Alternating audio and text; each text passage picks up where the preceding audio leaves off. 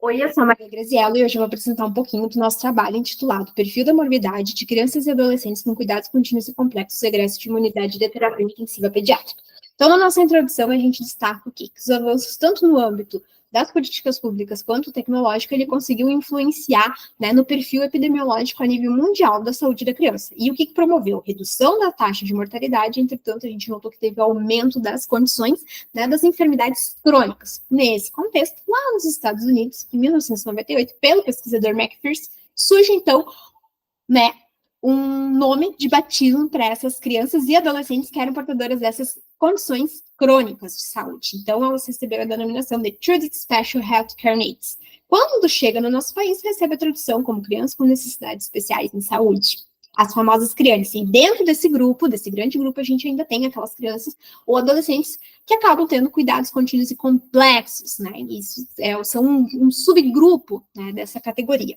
E por que a gente decidiu trabalhar com eles? Porque a gente está falando de crianças e adolescentes que são dotados de uma fragilidade clínica. Somado a isso, a gente sabe que eles também têm a questão da vulnerabilidade social e, além disso, a ausência de políticas públicas, né, que são fatores bem importantes que fizeram, né, com que a gente quisesse trazer um pouquinho mais sobre eles para vocês. Então, nosso objetivo é caracterizar o perfil da morbidade, né, dessas crianças e adolescentes com cuidados contínuos e complexos egressos da unidade de terapia intensiva pediátrica. No nosso método, então, a gente destaca para vocês que a gente fez um estudo descritivo do tipo documental, uma abordagem quantitativa, e esses dados foram retirados do projeto matricial, né, denominado Caracterização da Morbiportariedade de Crianças e Adolescentes egressos de imunidade de terapia intensiva. A gente está trabalhando com pacientes apenas do ano de 1997. A gente fez uso do software EpiInfo, do software estatístico R, para fazer análise estatística, e a gente trabalhou o quê? Com frequência absoluta e frequência relativa, e a gente seguiu os preceitos éticos. Vou destacar os principais resultados, porque é pouco tempo, né? Então, com relação aos resultados, em relação ao perfil demográfico, destaco para vocês que a gente trabalhou nesse ano com 17 pacientes, tá? Desses prevaleceu o sexo masculino, a etnia branca, idade inferior a 1 ano, e a maioria dessas crianças ou adolescentes, elas eram procedentes de outro município, tá? Com relação ao perfil clínico, a maioria acabou sendo de transferência de outra instituição. Tá?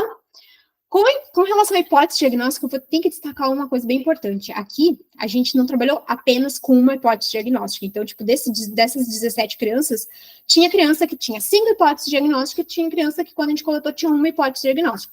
Então, por isso que o percentual, né, é esse que a gente está demonstrando aqui no nosso material expositivo. A maioria não necessitou de reanimação, não precisou fazer procedimento cirúrgico e nem fazer uso de ventilação mecânica durante a internação. E a maioria delas não necessitou acabar, né, reinternando na UTI pediátrica antes da alta hospitalar. Destaco que essas crianças estavam na unidade de terapia intensiva. Então, o que acontece? Essa criança que está dentro da unidade de terapia intensiva recebe a alta desse lugar e vai para onde? Para a enfermaria. Caso ela precise, né, reinternar na unidade de terapia intensiva, ela acaba internando, né? Se ela acaba ficando mais ruinzinha ao longo, né, da internação. Mas não foi o caso, né, desse ano. Em relação aos resultados, com relação ao perfil de alta hospitalar, as 17, né, receberam alta, foram para o seu domicílio.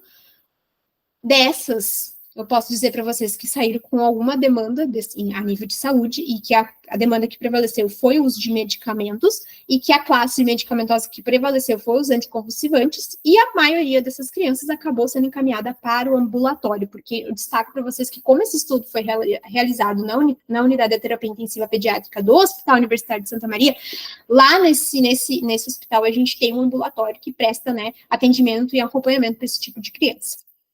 Como conclusão, destaco para vocês, né, que por mais que a gente não tenha políticas públicas ainda, né, a gente destaca que é importante a gente capacitar os profissionais, a gente incentivar, né, novos programas e políticas públicas, visando, né, que essas crianças, elas existem, elas estão aí entre nós, tá? Que elas precisam, né, o melhor e um adequado cuidado.